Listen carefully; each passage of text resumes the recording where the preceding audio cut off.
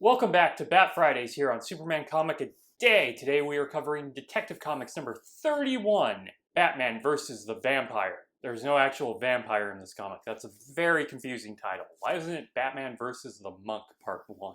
It's Batman versus the Vampire Part 1. So this comic is actually going to have a second part, maybe even a third part. We'll see. First off, let's talk about the art, which of course is credited to Bob Kane, just like the writing. But if you've been watching this, you know it's Bill Finger, and probably Sheldon Moldoff at this point in the comic. Bob Kane isn't doing actual much other than putting his name on this and being somewhat involved. I just want to bring up the art because it didn't really click with me in the Dr. Death issues, but things are looking very Universal monster horror film like a Frankenstein or the Wolfman movie, especially in a one scene where he's flying over the town. Everybody looks like a villager from Transylvania. It's quite fascinating, especially when this is supposed to be like 1939 to 1940 New York. Those people wouldn't look like villagers. But it's a cool aesthetic for Batman here, because he is this sort of portraying a monster of sorts on criminals and the town. I just feel like it fits the tone quite nicely. So we open up with Batman patrolling the city. Already doing that. Interesting. Superman doesn't really patrol the city at this point. He just kind of inadvertently runs into things. But he's patrolling the city. It is not Gotham. Here it's actually stated it is New York City. We don't see any New York landmarks or anything, but the narration definitely tells us it's New York. While patrolling, he sees a man about to be murdered by a random woman. He saves the man with his bat rope and goes down and discovers that the woman is Julie Madison, Batman's first love interest, and actually here his fiancée. So they introduce Julie Madison before Alfred and make her his fiancée, Bruce Wayne's fiancée. Of course, she doesn't know Batman is Bruce Wayne, and that would have caused a lot of complications if they had actually gotten married. That probably would have made us all really annoyed at Julie Madison. There would be a lot of conflict where he would have to try to like hide being Batman while they're out doing something. But we don't go that far. She also kind of looks like Morticia Adams, but anorexic. It's a fascinating design. She kind of comes to once Batman grabs her. Yeah, she's under some sort of hypnosis, which he doesn't quite know yet. Batman tells her to go see her fiancé, Bruce Wayne, who is a friend of his apparently. The next day she does just that. Also, I don't really know where Batman is with people knowing who he is at this point. Like I've said in the previous issues, people seem to actually know who Batman is. The cops are after him. People go Batman when he shows up. But here, Julie Madison seems surprised about the whole, person dressed as a bat grabbing her. She tells everything to Bruce. Bruce takes her to her doctor who looks real creepy and is clearly under hypnosis, to a point that I thought he was going to turn out to be the villain because of how creepy he looked, though he still could. Probably not, but he still could. He suggests she goes on a long sea voyage to Paris or Hungary, and kind of brings up like werewolves and stuff in relation to Hungary.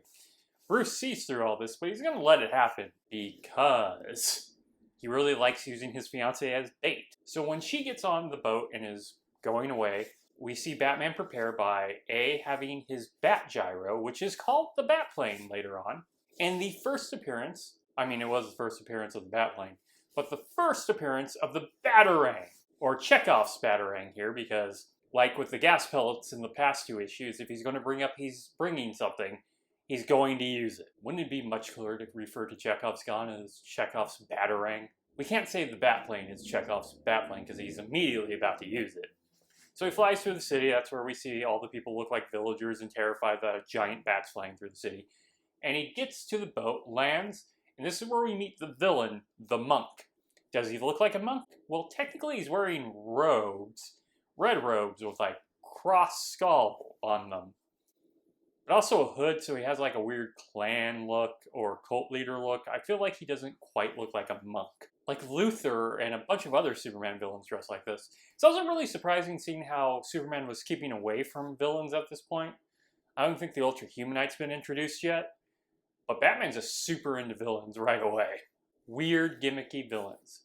So he confronts the monk. The monk tries to hypnotize him, which is working. He's about to be paralyzed, which seems to be the main thing anyone ever uses hypnosis for in the Golden Age against these superheroes. But as he's being paralyzed, he manages to throw the Batarang, breaking the monk's focus, and then he just runs off onto the ladder and leaves. Like, he doesn't try to stop the monk. Pretty sure the monk's still up there. We don't see him, like, run away or anything. But he just kind of flees. In Paris, after Julie Madison arrives, he gets attacked by a gorilla, which they sort of refer to as a werewolf, but is very clearly a gorilla, but is described as a gorilla later. He essentially flees the gorilla. He does end up finding the monk's place, confronts him, where he's immediately put into a death trap. Wow, Batman's already being put into death traps. We're hitting everything. He's in a net and being lowered into a pit of snakes. But with his Batarang, he's able to throw it, hit the lever stopping the net from lowering, and hit some sort of beaker or flask, something glass that rains down on him, so he has glass shards to cut the rope. Why doesn't he not carry a knife? That seems very useful at that point. Actually, the Batarang is probably sharp enough to cut through the rope. So now that Batman's free, he's after the monk, but the monk drops a cage on him with the gorilla. Batman doesn't feel up for fighting this really big gorilla. It's like 3 times his size.